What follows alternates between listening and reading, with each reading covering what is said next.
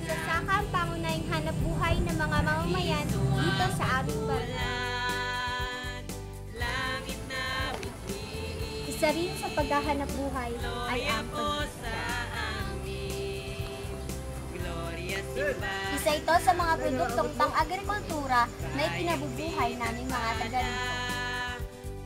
Ito ang batasang pambarangay sa pagpaplano ng mga programang pangkalusugan at pangkaayusan.